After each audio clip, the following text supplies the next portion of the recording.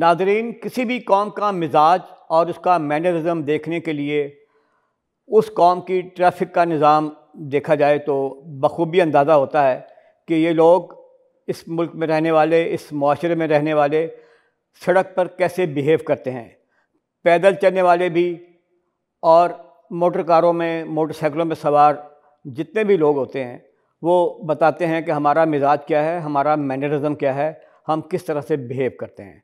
आज हमारे साथ शरीके गुफ्तगू हैं चीफ़ ट्रैफिक ऑफिसर DIG अतर वहीद।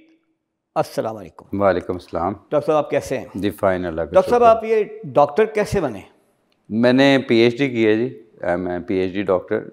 पहले पुलिस सर्विस में आने के बाद मैं पहले तो लंदन स्कूल ऑफ इकनॉमिक्स में मैंने मास्टर्स किया लंदन से 2006 में। फिर मैं हुबर्ट हम्फ्री फेलो भी रहा हूँ ह्यूमन राइट्स में USA में। तो 2014 में मैंने PhD स्टार्ट की थी और 18 में कंप्लीट की। और एक ख़ास सब्जेक्ट है विद इन क्रिमिनोलॉजी जिसको हम विक्टिमोलॉजी कहते हैं। तो मेरी स्पेशलाइजेशन है विक्टिम्स ऑफ क्राइम और टेररिज्म के ऊपर। तो इस वजह से I am a PhD doctor. एक क्रिमिनोलॉजी में जो आपने स्पेशलाइज किया है, जो आपने एक बनाया था एक ज़माने में स्ट्रेटेजिक डेवलपमेंट प्लान, लाहौर का बनाया था आपने। वो जो प्लान बनाया था वो किसी सर्द खाने में कहीं जमा गया है या उसकी कोई कब्र बन गई है उस सर्द खाने में, बर्फ़ इतनी पड़ गई होगी, तो वो अभी तक फाइलों में ही दफन है। देखें, मैंने उस वक्त भी यही बात की थी कि if you want to reform the organisation तो you have to adopt a strategic paradigm to reform any organisation. और इसके ऊपर एक बहुत अच्छी एक स्टडी भी अवेलेबल है, जिम स्कॉलर ने लिखी है, गुड टू ग्रेट पुलिसिंग। उसकी एक बुक है गुड टू ग्रेट, कि एक छोटी कंपनी एक बड़ी ऑर्गेनाइजेशन, इफेक्टिव ऑर्गेनाइजेशन कैसे बन जाती है कि उसका जो बजट है वो मुल्कों से भी ज़्यादा हो जाए। इसके ऊपर स्टडी थी और उसने आइडेंटिफाई किया था लीडरशिप को, एक ही फैक्टर उसने बताया, जैसे लेवल 5 लीडर कहते हैं। वो ऐसे लीडर जो ज़्यादा बातें नहीं करते, ऐसे लीडर जो बहुत बड़े क्लेम नहीं करते, ऐसे लीडर सिर्फ़ और सिर्फ उनके अंदर एक स्ट्रेटजिक प्लानिंग की एक क्वालिटी होती है। और वो that is called hedge-hog concept, कि वो दूर तक देखते हैं कि अपनी ऑर्गेनाइजेशन को किस तरह लेके जाना है। हमारे यहाँ पाकिस्तान में तब्दीली हो या कोई भी नारा हो तो वी से कि there should be quick fix formula, कि इसको अभी बटन दबाएं और सही हो जाए। ऐसा नहीं होता। बाकी कौमों में जितने अदारे बदलते हैं, पुलिस सिस्टम्स को रिफॉर्म किया जाता है, वो एक स्ट्रेटेजिक डेवलपमेंट के ही ज़रिए किया जाता है। उस वक़्त भी कई सालों से पहले की बात है तो मुझे CCPO साहब ने कहा कि लाहौर पुलिस को रिफॉर्म करना है। तो मैंने कहा सर ये इसके लिए I need a lot of time. पहले तो जिस तरह डॉक्टर एक डायग्नोस्टिक एनालिसिस करता है कि मर्ज़ क्या है और फिर आगे वो उसकी तशख़ीस करता है और आगे लिख के देता है मेडिसिन, तो इसी तरह किसी भी चीज़ को रिफॉर्म करने के लिए you have to first do research and then propose a remedy. बीमारी है क्या? हाँ, हमारे यहाँ बीमारी का पता कम लगाया जाता है, उसका इलाज बताने वाले बहुत ज़्यादा होते हैं। लेकिन डॉक्टर साहब, एक बात और भी है ना, हमारे यहाँ लोगों को एक प्रॉब्लम ये भी है कि लगाने वाली दवाई खा लेते हैं, खाने वाली लगा लेते हैं, फिर कहते हैं फाका नहीं हुआ। ऐसे ही है। तो यहाँ पे हमारे यहाँ जो पुलिस रिफॉर्म्स और जो जिस तरह की पॉलिसिंग चल रही है उसमें अगर लगाने वाली लगाई जाए और खाने वाली खाई जाए तो मेरा ख्याल हालात बेहतर हो सकते हैं। वो देखें, ये तो एक research oriented policy, public policy जो है ना, अगर it's not based on empiricism, number 1, क्या ज़्यादातर हम जो इंटरवेंशंस करते हैं पुलिस को रिफॉर्म करने के लिए वो परसेप्टिव होती हैं कि जी मैं गया था वहाँ पे तो एक कत्ल हो गया, इस मुल्क में कत्ल व गारत हो रही है। लेकिन हम कहते हैं कि आप डाटा दें, इसको लॉन्गिट्यूडनल एनालिसिस करें, इसको इंटरसेक्शनल एनालिसिस करें, बताएं कि क्या पूरी दुनिया में पाकिस्तान में सबसे ज़्यादा कत्ल होता है, या अगर आप कहते हैं कि ट्रैफिक बहुत ज़्यादा प्रॉब्लम्स हैं, मैं उसके साइंटिफिक रीजनिंग चाहता हूँ, राइट। तो अगर हम रिसर्च के बगैर कोई भी चीज़ पे कंक्लूजन के ऊपर पहुँचेंगे तो हमारी अंडरस्टैंडिंग बड़ी फॉल्टी होगी। साइंटिफिक रीजनिंग की बात किया आपने, आप CTO लाहौर हैं, मुझे आप ये बताएं कि लाहौर में जो ट्रैफिक के बुनियादी मसाइल क्या हैं? सबसे बड़ा इंक्रोचमेंट, नंबर 2 लोगों का जो सिविक सेंस से जो लोग नाआशना हैं, इसके अलावा क्या मसाइल है? देखें, सबसे पहली बात तो ये है कि जो हमारे रोड्स की वेट है ना, ये यूरोपियन स्टैंडर्ड से भी बहुत ज़्यादा है। राइट, कुशादा है जी हाँ। उनके तो हाईवेज इतने बड़े बड़े हैं जितना आपका फिरोजपुर रोड है।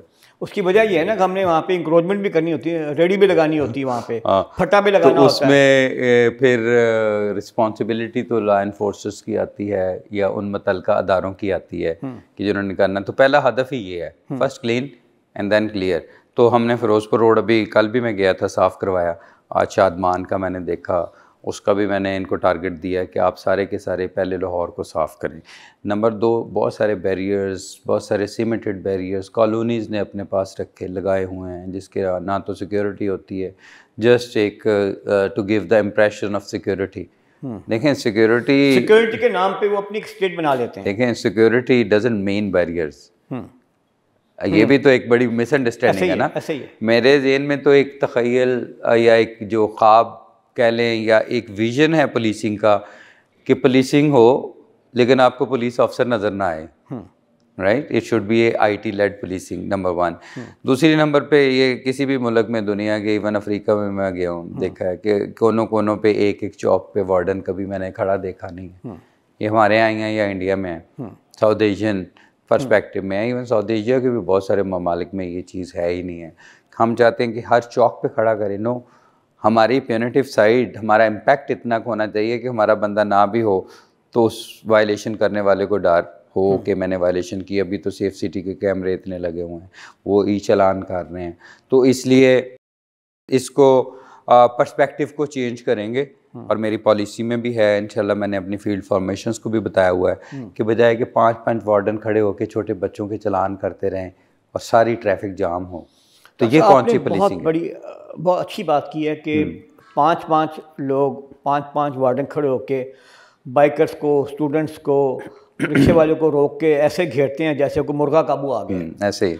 तो ये जो एक अपना रोल है ट्रैफिक पुलिस का, बजाय इसके कि वो ट्रैफिक के बहाव को यकीनी बनाएं, इंक्रोचमेंट ख़त्म करें, उनका जोर चालानों पे होता है। तो चालानों के बारे में मुझे आप एक ये मुअम्मा है या आप मुझे रोशनी डालें कि चालानों में इनका कोई बेनिफिट होता है, कोई इंसेंटिव होता है? नहीं, कोई इंसेंटिव नहीं होता। पहली बात तो ये कि किसी भी गवर्नमेंट की तरफ से कोई टारगेट नहीं दिया जाता, ना पहले दिया गया था ना अब दिया गया। अब तो बिल्कुल ही इस चीज़ पे बारहा बात हुई कि there is no target for that. Doctor, मैंने ऐसे शोकास देखे हैं कि जिसमें सज़ाएं दी गई हैं वार्डन्स को कि आपके चालान की तादाद पूरी नहीं है। मेरे पास एक वार्डन आया सिफारिश करवा के, किसी दोस्त से करवाया, उसने आके मुझे कहा जी मुझे ना फील्ड ड्यूटी से हटा के कहीं डेस्क ड्यूटी पे लगवा दें, डेस्क पे लगवा दें। मैंने कहा यार, लोग तो फील्ड में जाने के लिए सिफारिश करवाते हैं, आप डेस्क पे क्यों जाना चाहते हो? उसने कहा मुझे रात को नींद नहीं आती। मैं कहा क्या वजह?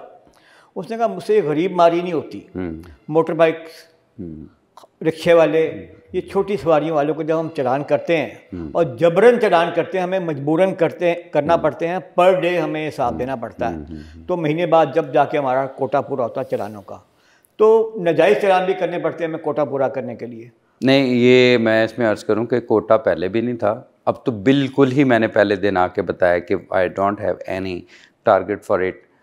हमने तो देखें, पुलिसिंग और law enforcement is all together a qualitative affair. जी हाँ, आप एक पुलिस ऑफिसर से मिले हैं या एक इन्वेस्टिगेशन ऑफिसर एक इन्वेस्टिगेशन कंडक्ट करता है, तो उसमें सबसे इम्पॉर्टेंट जो बात आप एक तासुर लेके जाएंगे वो उसकी क्वालिटी ऑफ वर्क और प्रोफेशनलिज्म होगा। राइट, मेरे लिए सबसे इम्पॉर्टेंट है कि रादर देन मैं क्वांटिटी के पीछे जाऊं, नंबर के पीछे जाऊं, तो मुझे उस क्वालिटी को बेहतर करने की एक तो ये पर्सपेक्टिव मेरा बड़ा स्ट्रॉन्ग पर्सपेक्टिव है। इनको अभी तो मैंने कुछ आवर्स के लिए नो चलान टाइम कर दिया लाहौर में। No challan, they are not suppose to do challan at that time. जब ये हाँ, सारे के सारी पुलिस, सारी police, all police, traffic police, no challan time for few hours. जब आपके इलाके में DSP साहब समझते हैं कि मेरे इलाके में ये रश टाइम है, फॉर एग्जांपल मार रोड पे रश टाइम एक होता है 2-3 घंटे, इसी तरह इवनिंग टाइम में ये फ़्लो उधर चला जाता है जौहर टाउन वाली साइड पे या नहर वाली साइड पे, फिर आपके गुलबर्ग वाली साइड पे, that is a day phenomena कि आप अगर फोर्ट्रेस से इस साइड पे आए तो डे टाइम है, अगर इवनिंग टाइम के जो इनकी जो मैंने देखा है कि ज़्यादा रिस्पॉन्सिबिलिटी इवनिंग टाइम पे उधर ट्रैफिक का फ्लो ज़्यादा डिस्टर्ब होता है। मैंने कहा अपना डिसाइड कर लें 2 आवर्स नो चलान टाइम, आपने चलान नहीं करना उस वक्त, सिर्फ आपने फोकस करना है इसके ऊपर, इसके ट्रैफिक के बहाव को। हमारा टारगेट भी यही है। तभी मैं कहता हूँ फर्स्ट क्लीन देन क्लियर, कि हमने 15-20 दिन में लाहौर को क्लियर करना है नंबर 1, और इसके बाद उसको मेंटेन करना है नंबर 2, मेंटेन करना है। नंबर 3 ये है कि अगर फिर भी बाज ना आए तो फिर then we have to be very harsh. अभी भी अगर आप देखें तो 4 दिन हुए हैं तो 500-600 लोग हवालातों में गए हैं इंक्रोचमेंट में। तो ये एक कंटिन्यूस प्रोसेस है, और ये नहीं है कि ये एक दिन होगा तो आगे फिर ख़त्म हो जाएगा फिर उसी तरह होगा। इसको क्योंकि मैं ख़ुद भी मॉनिटर कर रहा हूँ, मैं ख़ुद भी जा रहा हूँ, और मैं बहुत सारे ऑपरेशंस को ख़ुद भी लीड करूँगा। और इंशाल्लाह आप देखेंगे चंद दिनों में, पहले तो ये है कि बैरियर्स वगैरह ख़त्म किए हैं, कोनिंग वगैरह ख़त्म की है, और बहुत सारी जगह पे ऐसे क्रिटिकल जो कंजेशन पॉइंट 58 हैं लाहौर में, जहाँ पे ट्रैफिक का दबाव किसी टेक्निकल वजह से बंद होता है, क्योंकि traffic management is after all जो सबसे बड़ा इसका कंट्रीब्यूशन होता है वो ट्रैफिक इंजीनियरिंग का होता है। डॉक्टर साहब, अक्सर देखा गया है कि इवन मेन बुलेवार्ड गुलबर्ग में मकामी पुलिस ने, थाने वालों ने 2 बैरियर लगा के एक स्पाई बिठा दिया, वो बैठा है अपना मोबाइल पे टिकटॉक देख रहा है, और लोग जलील हो रहे हैं वहाँ पे। जब वो आके वो बैरियर लगाते हैं, जब वहाँ पे जगह रास्ता तंग होता है तो पीछे एक लंबी लाइन लग जाती है। हालांकि मेन बुलेवार्ड पे तो ट्रैफिक रुकनी ही नहीं चाहिए, ऐसे ही। और वो खाम की एक, मैं समझता हूँ कि एक ऐसी पैनिक क्रिएट कर देते हैं जिससे लगता है कि ट्रैफिक जैम हो गई है। और दूसरी बात सबसे जो इम्पोर्टेंट है वो ये है कि ट्रैफिक सुस्त रवि का शिकार हो जाती है। तो ये आप कोऑर्डिनेट नहीं करते इनके साथ? नहीं, कोऑर्डिनेशन की है। आप रात ये जो जगह जगह ये बैरियर लगा के साइड पे नाका टाइप लगा के बैठ जाते हैं। मैंने तो पहले रश आवर में शाम को 4-5 बजे रश आवर्स होते हैं, 6 बजे वो बैरियर लगा के बैठ जाते हैं आराम से साइड पे। देखें नाका जो लगाया है जी, लॉ एंड ऑर्डर मेंटेन हो रहा है। नाका जो है ना, it's not an urban policing feature, पहले तो ये समझना चाहिए, ठीक है ना। ये नाका जो है ना, ये इंटर प्रोविंशियल पोस्ट जो होती हैं या इंटर बॉर्डर पोस्ट होती हैं उसके लिए होता है। ये अर्बन पुलिसिंग का फीचर ही नहीं नंबर 1। अभी मेरे डीआई साहब जो ऑपरेशन है, कल मैंने एसपी सिक्योरिटी को भी कहा, मैं कि न्यू ईयर नाइट्स की सेलिब्रेशंस होती हैं, लेकिन आपसे रिक्वेस्ट करूंगा कोई नाका ना लगाएं, मैं I will control it. Okay. आपने कल देखा होगा कि बहुत छोटी छोटी उन्होंने बैरियर्स लगाए थे, लेकिन वो रोड्स को बंद नहीं किया था। मैंने कहा अगर कोई वन व्हीलिंग की इस तरह शिकायत आती तो उस रोड को बंद करके हम पकड़ेंगे। इस तरह के अगर लड़के होते हैं या कोई हुडलिंग करते हैं, कोई इस तरह की चीज़ें करते हैं। अब कल आपने देखा कि नाकों के बावजूद लाहौर में पुरसुकून रहा, ट्रैफिक चलती रही। तो इसका मतलब ये है कि ये नाकों के बगैर भी हो सकता है।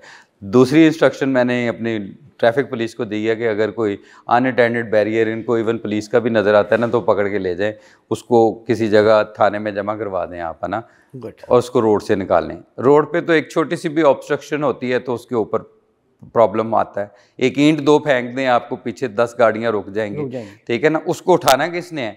उसको उठाना ज़ाहिर है लॉ इन्फोर्समेंट ने है, पुलिस ने उठाना है, ट्रैफिक पुलिस ने उठाना है। तो बाज़ का ये भी होता है कि हमारे यहाँ एक टेंडेंसी है टू शिफ्ट द बर्डन, कि जी ये इंक्रोचमेंट तो है कॉरपोरेशन वालों का काम, हमारा तो नहीं काम, वो करेंगे। मैं कह नहीं, ये हमारा सबका काम, सबका साझा काम है। अब ये जितने भी ऑपरेशंस हो रहे हैं इसमें कॉरपोरेशंस की गाड़ियाँ भी साथ हैं और हमारे स्क्वाड्स भी साथ हैं, डीएसपी साहब उसको लीड कर रहे हैं ताकि एक रिस्पॉन्सिबल ऑफिसर हो, और सारे के सारे हम मिलके काम करेंगे। आज DGLDA के साथ भी मैंने विजिट्स किया फिरोजपुर रोड का, हम इकट्ठे कैसे, we all the same, no there is no difference, it is the difference of the roles and responsibility.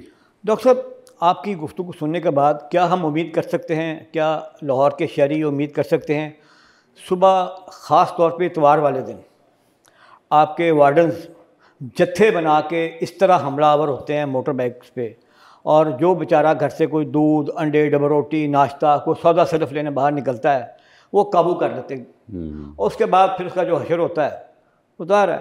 तो मतलब ये एक हरासमेंट होती है खाम खां की, एक गाड़ियाँ भी जा रही हैं और ट्रैफिक भी जा रही है, लेकिन उनका टारगेट होता है रक्षा, बिलखसूस मोटरसाइकिल वाले। नहीं, अभी तो इन्हें वाज़ेह हदायत कर दी गई। और दूसरी बात यह है कि माड़े बंदे होते हैं बेचारे, मैं अर्ज़ करता हूँ, लेकिन माड़े बंदे भी कानून का एहतराम नहीं असल में ना करते। उनको अगर हेलमेट कहते हैं कि पहने भी आपकी ज़िंदगी का मसला, बाद में मार होती है सारी ज़िंदगी के लिए। जब टांगें टूट जाती हैं तो बाप संभालता है, अस्पतालों में लेके जाता है, बूढ़ा बाप। तो उसके जो असल में जो रिपरकशंस होते हैं वो भी बड़े सीवियर होते हैं फॉर द फैमिलीज़, है ना।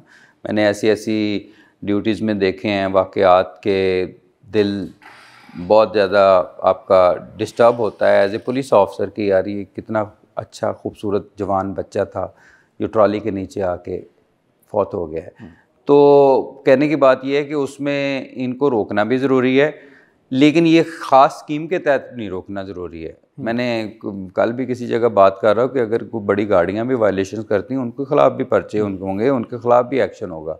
ये तो सबसे इम्पॉर्टेंट जो क्वालिटी ऑफ इन्फोर्समेंट को इंश्योर तो एक ही चीज़ करती है, that is equality before law. ताकि कोई कह ना सके कि यार हम क्यों, सिर्फ why only me, why not all. तो ये एक बड़ी वाज़ेह पॉलिसी है, कानून सबके लिए यकसा इंशाल्लाह होगा, इंशाल्लाह होगा। मोटर बाइक से लेकर उसके असरात ज़रूर होंगे डेफिनेटली, ठीक है ना। और उसके लिए हम रेडी रहते हैं। और आपको मैं ये बताऊं कि I have no stakes, I have to just to implement what I think that is right. और इंशाल्लाह कोशिश ये करेंगे कि इसको पहले साफ़ करेंगे फिर क्लियर करेंगे। उसमें आज भी एहतजाज किया 100 बंदों ने। मैंने कहा कि आपके खिलाफ, वो खिलाफ होते रहेंगे, वो तो कोई मसला नहीं है, ठीक है। कल रक्शे वालों ने किया, फलां ने किया, अब जितने भी करेंगे उससे आई डोंट केयर। मैंने सिर्फ और सिर्फ ये है कि लाहौर को साफ़ करना है, लाहौर को साफ़ करना है, इंक्रोचमेंट बिल्कुल क्लियर रास्ता देना है लोगों को, शहरियों को। शहरियों का जो रास्ता है इस पे जो नाजायज़ काबज़ीन है, इसमें जो अपना पार्किंग स्टैंड वाले हैं, ये अक्सर मार्केटों ने अपने स्टैंड बनाए हुए हैं, अपने कुछ मार्केटों ने बनाए हुए हैं, कुछ इलीगल भी हैं, सर्विस रोड, फुटपाथ, वो उनके खिलाफ भी आज ऑपरेशन हो रहा है। अभी तक मेरा ख्याल कुछ लोग तो अरेस्ट हो चुके हैं। तकरीबन तमाम लाहौर में आज के दिन हम ये ऑपरेशन कर रहे हैं, उनको हथकड़ियाँ लगाएंगे, उनको हवालात में ये मार्केटों वाले जो अपने स्टैंड बनवा लेते हैं, उसका फिर जो उसकी आमदन होती है वो जो यूनियन वगैरह अपने मामला चलाने के लिए इस्तेमाल करती है। तो यूनियन वालों को भी आपने कोई इनवाइट किया? नहीं, हमने पहली बात तो ये कि जो पार्किंग अथॉरिटी है ये एक डिपार्टमेंट अलग से है लाहौर का, तो उनसे सर्टिफाइड लिस्टें मांगी हैं। आज ही मैंने मांगी हैं कि आप हमें सर्टिफाइड लिस्ट दें, और जो इलीगल होंगे उनके ख़िलाफ़ क्रैकडाउन करेंगे।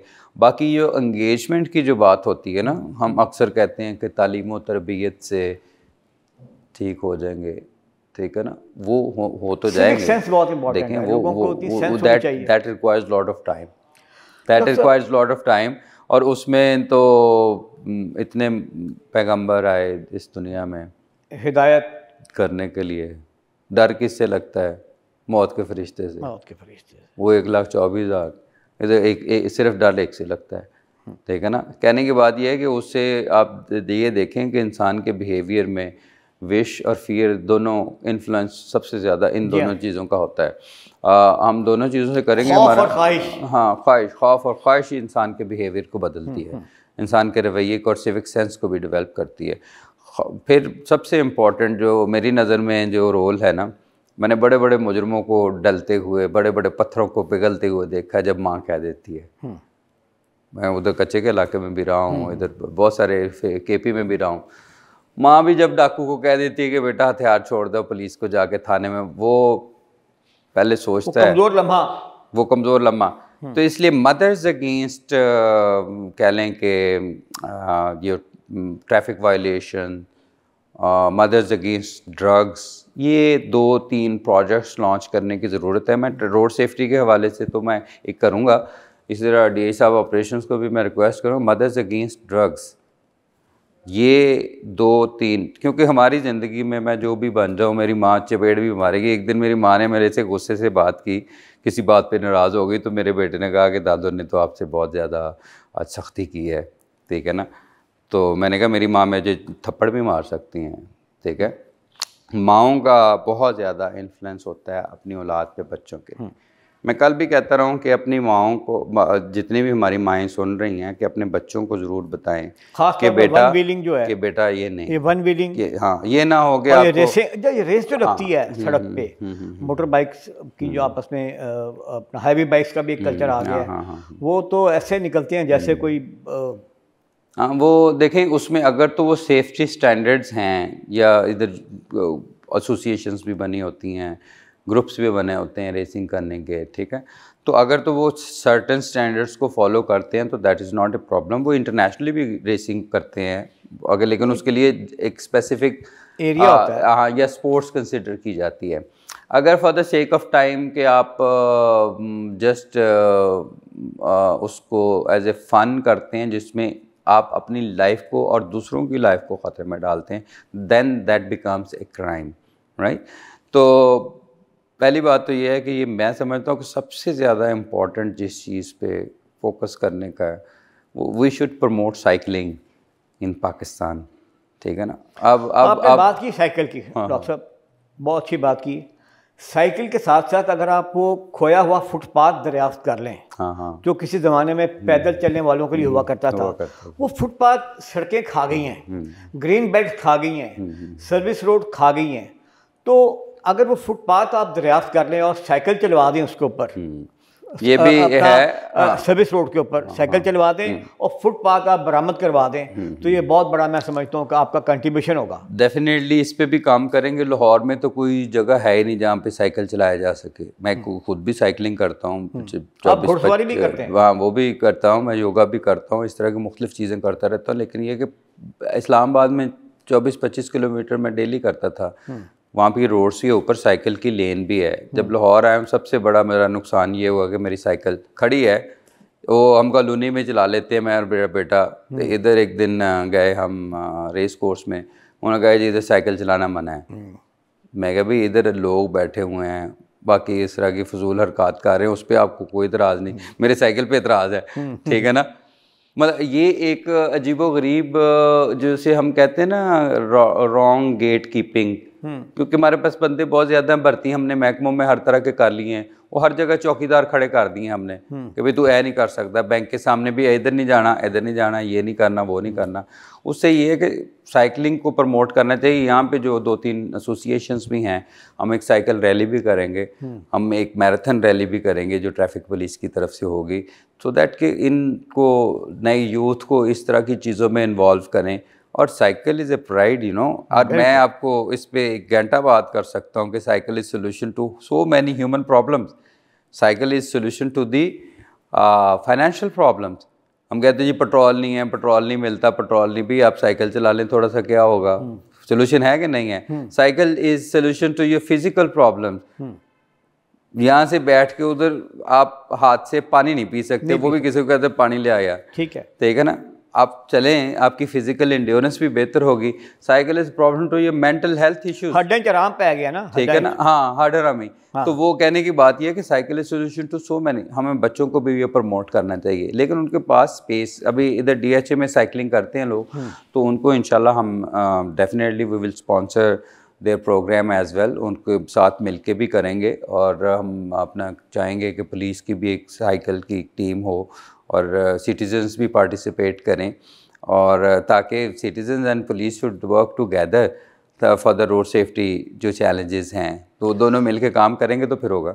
डॉक्टर साहब ये बताएं सर कि ये जो रोड सेफ्टी की आप बात कर रहे हैं, हाँ, इसमें सबसे जो इम्पोर्टेंट जो फैक्टर है वो ये है कि आपकी ये जो अपना रोड एक्सीडेंट है, कई सड़कें ऐसी हैं हमारे यहाँ जो कई मुसलसल उधड़ी होती हैं, टूट फूट का शिकार रहती हैं। अब वहाँ पे हादसात होते हैं और उसमें इशू ये होता है कि वो ट्रैफिक पुलिस का तो खैर इशू नहीं है ये, नहीं, उनका इशू ये है कि उनको टाइमली रिपोर्ट करना पड़ता है। अच्छा, टाइमली आपने रिपोर्ट कर दिया है, और वो जो मुतलका महकमा है वो लिफ्ट नहीं करा रहा, वो ठेकेदार भाग गया उसका, या वो टेंडर नहीं हो सका, तो इसमें मतलब कोई कोऑर्डिनेशन महकमा में होनी चाहिए ताकि वो नहीं, इसमें हमारी कोऑर्डिनेशन है, इसमें सर हमारी कोऑर्डिनेशन है, जैसे LDA के साथ है, टीपा के साथ है। पहले CTO साहिबा की भी बड़ी कोऑर्डिनेशन इफेक्टिव थी, आज भी हमारी मीटिंग हुई है उसमें।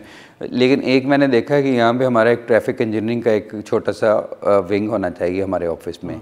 Whatsoever we see in the road के, अब आज एक PTCL का एक में वो था, होल सा था, गड़ा बना सड़क के ऊपर। तो मैंने उन्हें कहा कि आप कंसर्न को अभी इसकी पिक्चर भेजें और एक रिटर्न भी भेजें आप साथ, तो शायद सो दैट कि हमारे जितनी भी जो इस तरह की चीज़ें होती हैं जिससे हादसा हो सकते हैं तो उसको बर वक्त उसको सही करवाए। सिर्फ कोनिंग करके चले जाना है काफ़ी नहीं है, वो बड़ा ख़तरनाक हो सकता है। उसमें कोऑर्डिनेशन को मज़ीद हम बेहतर भी करेंगे और कर रहे हैं। आज भी हमारी मीटिंग हुई आपस में और उसमें मेरा नहीं ख्याल कि कोई इतना इशू होगा। जो जितनी भी चीज़ें होती हैं वो टाइमली रिपोर्ट होती हैं और उसके ऊपर इम्प्लीमेंटेशन भी वो तो फिर दोनों का, इसलिए ट्रैफिक पुलिस का भी रोल उसमें टाइमली रिपोर्टिंग करना है, बजाय कि ये सोचते रहना ये तो उनका काम है वो आएंगे। नहीं, उनका नहीं, उस वक्त आपका काम है, आपने रुकना है वहाँ पे, है ना। जिस तरह सड़कों पे पड़े हुए लोग लावारिस, अच्छा वो कहेंगे ये तो सोशल वेलफेयर का काम है। मैं कह नहीं, ये सोशल वेलफेयर का काम नहीं है, पहले आपका काम है, आपने उनको हटाना है, आपने उनको रिस्टोर करना है या आपने उनको भेजना है। मेरी सेक्रेटरी साहब सोशल वेलफेयर से बात हुई, उन्होंने कहा हमारे पास इतना बड़ा एक घर बना हुआ है बैगर्स के लिए, लेकिन पुलिस नहीं भेजती।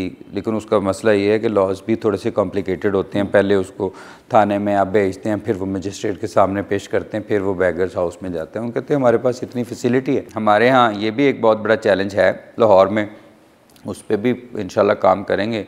एक गाड़ी को 6-6 बंदे पड़ जाते हैं, ठीक है ना। And it is their economic activity, I think it is a business, लिक्रेटिव business under the garb of poverty, you know. तो मतलब ये सारे के सारे गरीब नहीं होते। गरीब तो वो है जो बेचारा कोई काम कर रहा है जिसकी 30-35 हज़ार तनख्वाह है और सुबह जाता है, बाइक पे जाता है, बाहर रोड पे काम करता है, किसी शॉप में काम करता है और 40 हज़ार रुपया लेता है। 30-40 हज़ार रुपया तो गरीब ये फ़कीर एक दिन में कमा लेता है, ठीक है ना। को जाती हुई मैडमें 1000 रुपया दे देती हैं। ये मैं मेरे साथ अपना खुद हुआ। मैं एक दफ़ा अपनी वाइफ और बच्चे के साथ वॉक करके आ रहे थे तो एक मौलाना साहब सफ़ेद दाढ़ी में सफ़ेद टोपी में इशारे पे खड़े हो गए। उन्होंने कहा अस्सलाम वालेकुम। मैं कहा वालेकुम सलाम। कहते मैं एक आयत पढ़ रहा था और उसमें मेरे दिल में था कि आज मेरी जिस शख्स से मुलाकात हो वो अल्लाह का प्यारा आदमी हो और वो मेरी मदद करेगा। मैं कहा ठीक है भाई मौलाना साहब, ठीक है। मैं 100 रुपया निकाल के दिया, ठीक है ना। और जब 100 रुपया मैंने दिया ना तो उसके मुंह से निकल गया मेरे बच्चे को 106 का बुखार भी है, 104 या 5 का बुखार है ना, दर्जे सेंटीग्रेड का। तो मेरी वाइफ ने कहा कि आप इसकी हेल्प कर रहे हैं तो आप इसको 1000 दे दें। मैंने 1000 दे दिया तो मेरे बच्चे ने पीछे से शोर मचाया कि बाबा 104-5 बुखार नहीं हो सकता, ये आपके साथ धोखा कर रहा है। तो मैं कुछ दिनों बाद फिर उसने मुझे एक इशारे पे कैंट पे रोक लिया। अस्सलाम वालेकुम सर, मैं एक आयत पढ़ रहा था। मैं कहा यार हूँ साइड पे गड्डी ला दे। मैं कहा हूँ मैं अकेला हूँ साइड पे। मैंने कहा तुम धोखा हो, तुम मज़हब के नाम पे धोखा हो। तेरी वजह से हमारे जैसे लोगों के दिल और दिमाग, हमारे सोचें मुंतशिर हो जाती हैं कि यार ये मज़हब के नाम पे क्या कर रहे हैं। तो ये जो पावर्टी और बैगरी, ये beggary is a crime, begging is a crime, you know, and we should take it is a crime.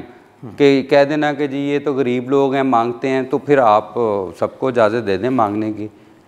और बाहर के जो लोग हमारे एक्सपर्ट्स आते हैं, इंटरनेशनल लोग आते हैं, वो क्या तासुर लेके जाते हैं। मांगने का एक तरीका नया आ गया ना, वो कहते हैं नॉक करते हैं आपकी गाड़ी को, नॉक क्या तोड़ना शुरू कर देते हैं। बिल्कुल, ठीक है ना। छोटे छोटे बच्चों को इस काम पे लगाया, मासूम बच्चे छोटे छोटे मुन्ने मुन्ने हाथों के साथ वो वेपन लेके। अच्छा ये मैं आपको बताऊं कि ये it is defined as a process of human trafficking.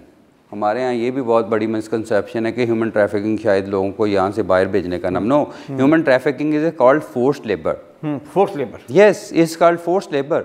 और अगर खुदा न खास्ता कमर्शियल कोई इस तरह की इलेजिटिमेट या सेक्सुअल एक्टिविटीज़ में इन्वॉल्वमेंट, वो ह्यूमन ट्रैफिकिंग में आती है उसमें। Yes, that is with in the definition of human. हमारे यहाँ ह्यूमन ट्रैफिकिंग के चैलेंज तो इंटरनल है, एक्सटर्नल नहीं है। एक्सटर्नल तो बहुत कम है, एक्सटर्नल को बहुत हाईलाइट करते हैं। नहीं नहीं, वो that is illegal migrant smuggling. Okay, दोनों में फ़र्क है, दोनों के लॉज फ़र्क है।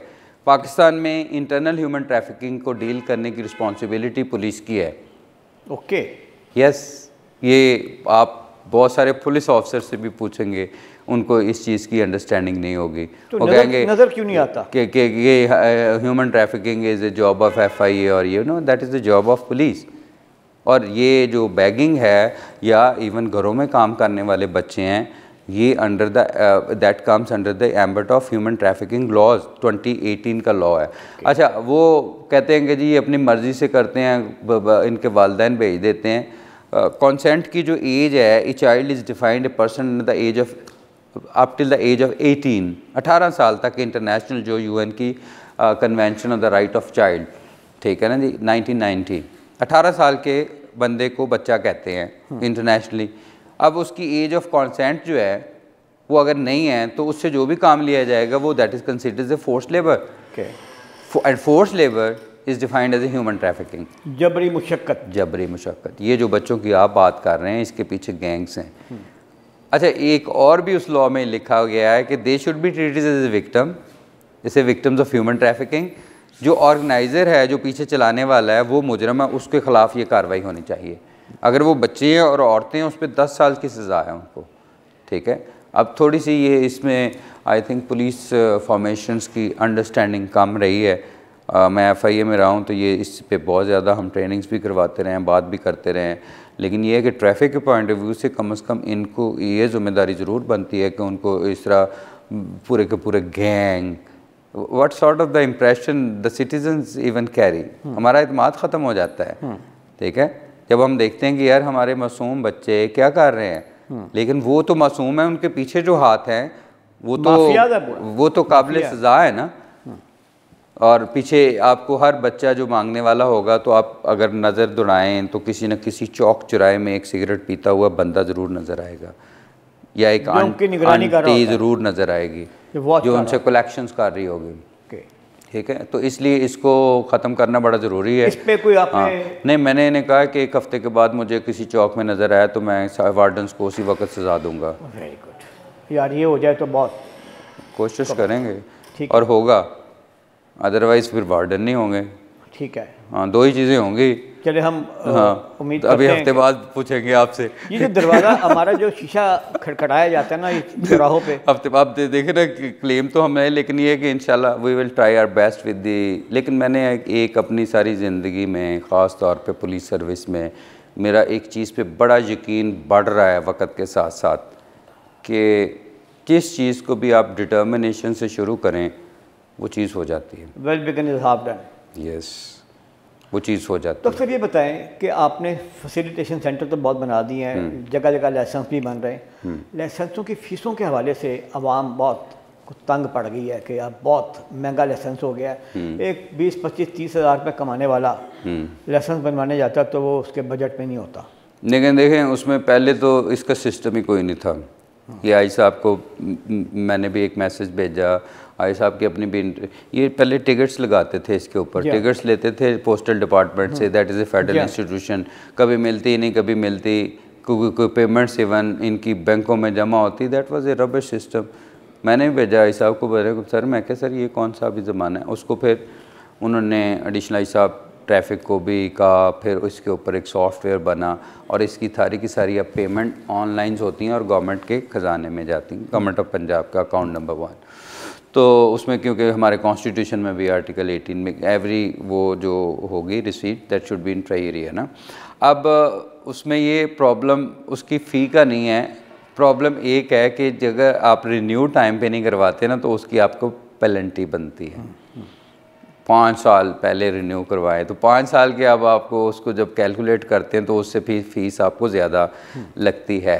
एक इशू तो है आई थिंक, लेकिन बहुत सारी चीज़ें हमारे सोसाइटी में इतनी चीप हैं कि मैं अक्सर कहता हूँ ना, लोग कहते हैं महंगाई बहुत है, महंगाई बहुत है, ये अंडरस्टैंडिंग सुनते हैं ना। मैं उन्हें अक्सर कहता हूँ कि यार आप 200 रुपये की मुझे 1 केले दर्जन ख़रीद के लाएँ, ये 200 रुपये ले जाएँ, मुझे अफ्रीका ले जाएँ, मुझे यूरोप ले जाएँ, मुझे किसी मुल्क में ले जाएँ, 1 दर्जन 200 रुपये के उसकी करेंसी को कन्वर्ट करना है 200 को, और आप 1 दर्जन केले ख़रीद के दे दें, ठीक है ना। सर एक और, सॉरी आपकी बात काट रहा हूँ, ये आपका जो वार्डन है चौक पे खड़ा होकर वो समझता है कि ये मेरी एक इजारादारी है, सल्तनत है मेरी एरिया, वहाँ पे अगर वो किसी बंदे से उसकी कोई तर्क कलामी हो जाए या कोई ऐसा बदमज़गी हो जाए तो वो सीधी कॉल करता है 15 पे। वो कहता है जी इन्होंने मेरी वर्दी पे हाथ डाला, इन्होंने मेरे साथ बदतमीज़ी की, मेरा फलाना किया, मेरा ढमकाना किया। वो राह चलते बंदे पे इस्तगासा दे के बेचारे को हवालात में पहुँचा देता है। ऐसे बेशुमार केसेस हैं, रिकॉर्ड पे हैं। आपके जो वार्डन्स हैं वो मतलब उनके जो लगाए हुए इल्ज़ामात गलत भी साबित हुए, लोग मतलब बेगुनाह जेलों में भी गए, थानों में भी गए, और वो वार्डन्स कसूरवार निकले बिलाखिर। तो ये वार्डन्स इतने डेस्परेट क्यों हो जाते हैं, ये गले क्यों पड़ जाते हैं? डेस्परेट, पहली बात तो कि इसकी सल्तनत है ही कोई नहीं बेचारे की, है ना। वो एक पॉइंट पे खड़ा होता है बुत की तरह, सुबह दोपहर शाम अफसरों की झाड़ें भी खाता है, वायरलेस कानों के पास से गुजरती रहती है, कासम साहब ने ये कह दिया, कासम साहब इधर जा रहे हैं, फलां ये इधर जा रहा है। उसकी सल्तनत ऐसी है कि जिसका बादशाह ही कोई नहीं है, नंबर 1, ठीक है ना। फिर दूसरा ये है कि वो किसी को भी हाथ रहता है तो वो आगे बताता है कि मेरा तो कज़न DIG लगा हुआ है, फिर तू कौन होता है, ठीक है ना। और तुम्हें नहीं पता कि ये तो फलां महकमे की गाड़ी है, तुम्हारी जुर्रत कैसे हुई इसको रोकने के लिए। अब वो ऐसा नुमाइंदा है कि जिसको सारे के सारे सुबह से लेकर रात तक, पहले तो उसको हम धुआं खिलाते हैं ठीक ठाक किस्म का। आप इनके लंग्स टेस्ट करवाएं, आपको आधे ये इनके लंग्स ही ठीक नहीं होने हैं, बीमार होने हैं, ठीक है ना। और फिर हम उससे एक्सपेक्टेशन ये करते हैं कि भाई ये एक फरिश्ता विलन बन गया। सर सुनो तो सही, नहीं विलन देखे, मेरी भी तो सुने सर। बात ये है कि फिर हम सोचते हैं कि ये एक वार्डन उतरेगा, अंकल वार्डन जन्नत से ऊपर से आसमानों से नीचे उतरेगा और सारी गाड़ियों को अपने हाथों से सीधा कर देगा। जिसकी बात कोई मानने के लिए तैयार नहीं है, कोई अफसर मानने के लिए तैयार नहीं है। आज मेरे साथ अभी चलें पुलिस की गाड़ियों को, सरकारी गाड़ियों को, हम उनके सिर्फ ड्राइवरों से पूछें कि आपने सीट बेल्ट क्यों नहीं लगाई, आपको इतने ताने अंदर से मिलेंगे और तू कौन होता है पूछने वाला। ये मैंने तजर्बे करके दिए हैं। जब मैं SP था ना, उस वक्त एक मैंने एक्सपेरिमेंट किया। मैं क्या भाई आज मैं आपके साथ नाके पर ड्यूटी करूँगा। मैं वर्दी शर्दी उतारी, ट्रैक सूट पहना, मैं कि मैं आपके साथ खड़ा हो जाऊँ। पहले एक साहब आए, ठीक है, उनके तासरात मैं देख रहा था नीचे, वो इस तरह कर रहे हैं, बॉडी लैंग्वेज क्या मसला है भाई, तुम कौन हो। हाँ। कोई डिपर लगा रहा है, पीछे हटो, इस तरह भी कर रहे हैं कोई, है ना। मैंने मेरे कहने पे उन्होंने 1-2 गाड़ियाँ भी नोट कर ली ना, तो वो किसी जज साहब की गाड़ी भी थी उसमें, तो अंदर से आवाज़ आई कि तू अन्ना है, तेनों नहीं पता है जज साहब बैठे हुए ठीक है ना। मैं कहा यार 1-5 मिनट में और खड़ा हो जाऊँगा इस तरह, ठीक है ना। इसमें कई चीज़ें बलाएँ, कई चीज़ें निकलनी हैं जो सड़क से बरामद होती हैं और वो डराती हैं लॉ इन्फोर्समेंट को कि भी तेनों नहीं पता कौन है मैं, डू यू नो, तू नहीं जानता मैं कौन है। ऐते फलां पार्लीमेंट नहीं सैकटरी साहब की गड्डी है, फलां जज साहब की गड्डी है, DI साहब की गड्डी है, तुम होते कौन हो। ये वार्डन की वो सल्तनत है जिसकी आप बात कर रहे हैं, वो सल्तनत है जिसका वो बादशाह ही नहीं है, ना वो नौकर है ना वो बादशाह है, ठीक है ना। वो तो काबिल रहम है इस माशरे में, जो ना तो उसकी हेल्थ का ख्याल, ठीक है ना। सारे के सारे अपनी गाड़ियाँ का धुआं उसके मुंह पे फेंकते हैं, जब वो रोकता है उसको हर तरह के बिहेवियर का सामना करना पड़ता है। अच्छा, अब उसकी फ्रस्ट्रेशन क्यों है, वो इसी वजह से तो है। हम इस कमरे से उठते कि चलते हैं, 3 घंटे हम मार रोड पे खड़े होंगे वार्डन के साथ, 3 घंटे। पहले तो मैंने 3 घंटे खड़े होकर दसना तुसी, ठीक है ठीक, ये हम तजर्बा कर लेते हैं। ये मैं सारे शहरियों को भी कहता हूँ कि आए भाई तजर्बा करें आप मेरे साथ। वो तो 8 घंटे खड़ा होता है, थोड़ा सा भी टेढ़ा होता है तो इधर से कॉलेज चली हो जाती है, सेफ सिटी के कैमरे से कॉलेज चली जी, और देखो जी थोड़ा वार्डन उत्ते चाह पी रहे हैं। यार उसके साथ पेट नहीं लगा हुआ, उसको भूख नहीं लगती क्या? वो को फरिश्ता है कि वो ना खाता है ना पीता है। अगर 8 घंटे आपने उसको सड़क पे ऊपर बोत की तरह लगाया हुआ है तो क्या उसको वॉशरूम नहीं जाना है? थोड़ा सा हिलता है उसके पीछे सारे अफसर पड़ जाते हैं, DSP साहब भी पड़ जाते हैं, सेक्टर इंचार्ज भी पड़ जाते हैं, और फिर लोग वीडियो बना के भेजते, देखो जी थोड़ा वार्डन ये कर रहा है। वो वार्डन है यार, वो फरिश्ता नहीं है ना, ऐसे ही है, वार्डन है। उससे क्या एक्सपेक्ट क्या कर रहे हैं? अच्छा, जो ये एक्सपेक्ट कर रहे हैं कि 8 घंटे बिल्कुल बुत की तरह 24 घंटे इस तरह खड़ा होके मेरे साथ आ जाएं, मैं खड़ा हो जाऊंगा 8 घंटे, फिर स्ट्रेचर मंगवाना पड़ेगा उस शहरी को उस चौक से बाहर उतारने के लिए। उसने खड़े खड़े 8 घंटे बाद उधर ही गिर जाना है। उस शुगर लेवल चेक करवाएं उसका, ठीक है ना। उसे ये भी कहना है कि तूने ना कुछ खाना है ना पीना है ना हिलना है इस चौक से।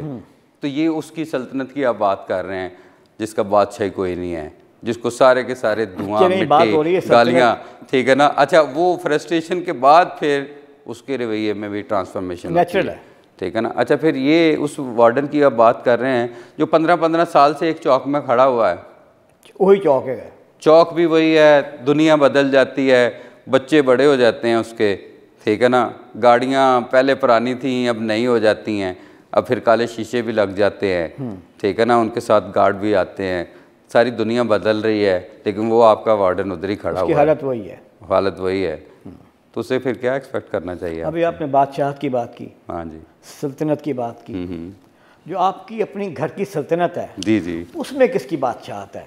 वर्दियाँ तो दो हैं, तो उन दो वर्दियों में बादशाहत और सरकार का हुक्म कौन जारी करता है? म्यूचुअल अंडरस्टैंडिंग से वैसे तो अंडरस्टैंडिंग की होती है, देखिए म्यूचुअल अंडरस्टैंडिंग से है, हाँ। लेकिन ये है कि I have a pride, very big pride for me, my wife, लेकिन उसे मैं अक्सर कहता हूँ कि यार इतनी मेहनत ना करो, इतनी मेहनत ना करो जहाँ पे तुम्हारी हेल्थ कंप्रोमाइज़ हो। एज ए CTO उसने इतनी ज़्यादा मेहनत की है, लेकिन eventually I think the way she was removed that was unceremonious। इस दफ्तर से लेकर मैंने एक एक मोटरसाइकिल देखा जो उसने सही करवाया, एक एक ऑफिसर से मैंने बात की कि उससे सही करवाया। आप वार्डन की बात कर रहे हैं, हमारी तो जॉब ही थैंकलेस जॉब है। ट्रैफिक चल रही है, सब ठीक है, 1 मिनट रुकी तो CTO ज़िम्मेदार, जो उसकी 1 साल की एक एक लम्हे की मेहनत, जो उसके बच्चों का हक था वो वक़्त जो उसने महकमे को दिया, उसका कौन हिसाब देगा? ठीक है, तो ये एक रुथलेस का एक किस्म का आई थिंक एक थैंकलेस जॉब है। ओवरऑल पुलिस की भी एक थैंकलेस जॉब है। हम कई शहरों में गए, कई रातें नींद के बगैर गुजारी, ठीक है, लेकिन मेरा ख्याल ये है कि उसमें it is our own choice, हमारी अपनी मर्ज़ी से हम पुलिस में आए हैं, ना तनख्वाह के लिए आए हैं, ना किसी और चीज़ के लिए आए हैं, एक जज्बे के लिए आए हैं, और जज्बा 20-22 साल में भी बदला नहीं है। मैं वो शख्स था जिसे 33 नंबर वैगन में कभी जगह नहीं मिली थी, शादमान जाती थी, न्यू कैंपस आती थी, शादमान से निकल जाते, टेढ़े होके खड़े होके जाते थे। तो ये अल्लाह का कितना करम हो सकता है, ठीक है ना, लेकिन अपनी रूट्स को नहीं बोलना चाहिए। लेकिन फिर भी पुलिस सर्विस को ज्वाइन करना it is not only a job, I think it's more than a job, more than a job. कि why more than a job? Because कुछ ऐसे लम्हे होते हैं जो आप अपनी ज़िंदगी को बचाते नहीं हैं और सबके सामने, दहशतगर्दों के सामने भी खड़े हो जाते हैं कि नहीं, या तुम मारोगे या मैं मारूंगा। अच्छा ये बताइए, अभी आपने एक छोटी सी हल्का सा मुझे एक इम्प्रेशन दिया डिस्ग्रेस का। बेगम साहिबा, भाभी हमारी, बहन हमारी, इससे पहले CTO थी, अब आप उनकी जगह पे आए हैं, तो आपने वो उन चीज़ों का जायज़ा लिया जिसकी वजह से वो डिस्ग्रेस होके उनको यहाँ से जाना पड़ा? नहीं, it is not a disgrace, number one, she had a very, disgrace से मुराद ये है कि मेरी unceremonious, unceremonious, disgrace is not appropriate word. I think जो हम पुलिस ऑफिसर जो कुछ भी कर रहे होते हैं ना, ये एक अपनी एक इनर सेटिस्फैक्शन और सेल्फ एक्चुअलाइजेशन के लिए कर रहे होते हैं, ठीक है ना। एक अलग से भी स्ट्रीम है जो प्लाट दर प्लाट, प्लाजा दर प्लाजा, ठीक है ना, एक वो भी स्ट्रीम है, और एक पागलों की भी स्ट्रीम है। वो कहते हैं कि नहीं, हमने मनवाना है, पाकिस्तान के कानून को भी मनवाना है और अपने आप को भी मनवाना है, आई एम द बेस्ट, वो ये बार बार यही कहते हैं, ठीक है ना। वो एक और स्ट्रीम है कि जिसमें आप शाम को जाते हैं घर और फिर बाद में खाने शुरू होते हैं, प्रॉपर्टी डीलरों की मीटिंगें होती हैं, ठीक है ना जी, महफिलें होती हैं, वो भी एक स्ट्रीम है। दोनों चॉइसेस तो हैं, हमारे पास भी तो है, ऐसे ही है, लेकिन ये हमारी अपनी चॉइस है। तो मैं समझता हूँ कि जो भी whatsoever we do for the society and for the organization, that is our own choices, हमारी अपनी चॉइसेस हैं, और उसमें सबसे इम्पॉर्टेंट फैक्टर है सेल्फ एक्चुअलाइजेशन का, ठीक है ना। 1-2 साल हर एक की पोस्टिंग होती है, बदल जाती है, लेकिन कोई आपको हार नहीं पहनाता, आपको बहुत ज़्यादा कोई उसमें नहीं होता, because it is A job. Professionally भी हम चेंज होते रहते हैं, लेकिन मैं समझता हूँ कि जो अच्छी सर्विसेज हैं उनकी एक्नॉलेजमेंट भी होनी चाहिए सोसाइटी में ओवरऑल, राइट, और ऑर्गेनाइजेशन की तरफ से भी होनी चाहिए और पॉलिटिकली भी होनी चाहिए। डॉक्टर साहब, चलते चलते क्या हम ये तवक्को कर सकते हैं कि अभी आपने 2 बातें बताई कि आपने चालान फ्री टाइम अनाउंस किया है कि रश आवर्स में नो चालान टाइम, नो चालान टाइम, यस, चालान नहीं होगा, 5-5, 4-4 का जत्था मोटर बाइक्स को नहीं घेरेगा, इंक्रोचमेंट और ट्रैफिक का बहाव यकीनी बनाया जाएगा। मैं ये सारी बातों का ये कहना चाहता हूँ कि action speak louder than words. Seeing is believing. मैं कुछ नहीं कहूँगा, अगर मेरे एक्शन सही हुए, ट्रैफिक पुलिस के एक्शन सही हुए, तो आप ख़ुद इसका रिव्यू करें, because you are the custodian. शहरी हमारे कस्टोडियन है, मैं तो मालिक कहता हूँ मेरी कॉन्सेप्ट में, दे आर द ओनर। तो ओनर तो किसी भी अपनी फैक्ट्री में जाके किसी से पूछता है कि मैं चला जाऊँ? पूछता है? वो चला जाता है, उसका बल्कि दरवाज़ा खोलते हैं मुलाजिम के, सर आए आए आए आए जी, आप मियाँ साहब आए नहीं जी, मालिक आए नहीं जी, मालिक आ गई। तो थाने, पुलिस अफसर, पुलिस की गाड़ियाँ, मैं अक्सर कहता हूँ पुलिस की गाड़ियों में चलने वाला जो तेल है इस्तेमाल होने वाला, वो किसानों का खून पसीना है। ये ज़हन में आप बावर करवा लें। खून जलता है जी, खून जलता है, सही है, ठीक है। लेकिन ये है कि public is the custodian and they are the real owner. आपने हमें एडवाइस भी करना, क्रिटिसाइज़ भी ज़रूर करें, डेफिनेटली उनका हक है, मालिक का हक होता है क्रिटिसाइज करना कि भाई फैक्ट्री सही नहीं चल रही, कम ठीक नहीं हो रही है भाई, कम ठीक नहीं हो रही है भाई, बच्चों को कम सही करो, हाँ। मालिक कहता है ना, तो पब्लिक भी हमें क्रिटिसाइज ज़रूर करे, लेकिन साथ साथ हमारा साथ भी दें।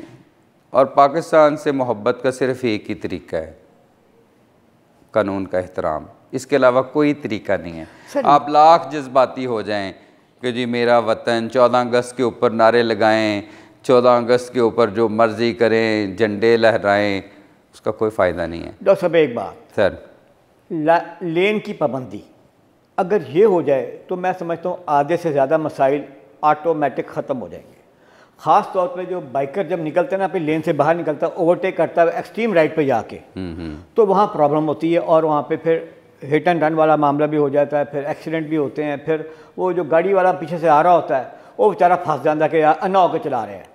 असल में जो ट्रैफिक मैनेजमेंट है ना, it is a system to discipline the society, discipline the society. अब ये एक छोटा कॉन्सेप्ट नहीं है, टू डिसिप्लिन द सोसाइटी। तो ये जो आप बात कर रहे हैं, इसमें चीफ़ मिनिस्टर साहिबा की भी डायरेक्शन है, आई साहब की भी, CCPO साहब की बड़ी ज़्यादा इस पे है। इसका आज भी हमने एक मीटिंग की है, उसमें सीनियर मिनिस्टर ने मीटिंग की है, और इसका एक सलूशन आपको आने वाले दिनों में इंशाल्लाह ज़रूर नज़र आएगा। और इसकी एक सेग्रीगेटेड लाइन होगी, और लाइन एंड लेन बोथ, और उसके अंदर अभी प्लानिंग इसकी हो रही है, इसके ऊपर भी इंशाल्लाह काम होगा। लेकिन ये है कि ये आप देखेंगे, ये ओवरऑल आपने पूरे माशरे को डिसिप्लिन करना है, कि जिसमें इंक्रोचमेंट्स भी हैं, लेन लाइन भी है, बिहेवियर भी है, आपके रोड्स के ऊपर जो लॉज हैं उसकी इम्प्लीमेंटेशन भी है। तो इसके ऊपर मुख्तलिफ़ तरह की आपको आवाज़ें अभी आएंगी, लेकिन हम नहीं रोकेंगे। आवाज़ें आती रहेंगी, आवाज़ें आती भी रही हैं। असल बात यह है कि आप अपने अगर टारगेट पे, अपने मिशन पे, अपने विजन पे अगर आप डटे रहे तो मेरा ख्याल है आवाज़ें कम भी हो जाएंगी इंशाल्लाह। डॉक्टर साहब बहुत शुक्रिया, थैंक यू सर, आपने टाइम दिया, थैंक यू। नाज़रीन, हम डॉक्टर साहब के लिए दुआगो हैं। इन्होंने जितने बड़े बड़े टास्क बताए हैं, खुदा करे ये कामयाब हो जाएं। इसमें देखें ना, आप किसी को डंडे से तो मतलब समझा नहीं सकते, आपने उनको कानून के दायरे में लाना है, लेन की पाबंदी सिखानी है, अपना और जो दीगर ट्रैफिक जो कवानीन हैं उनकी पाबंदी सिखानी है। ये तो अल्लाह ही उनकी मदद करे तो मैं समझता हूँ कि ये कामयाब हो सकते हैं। बाकी हम दुआ गो हैं इनके लिए। प्रोग्राम का वक्त ख़त्म हुआ जाता है। अल्लाह हाफ़िज़।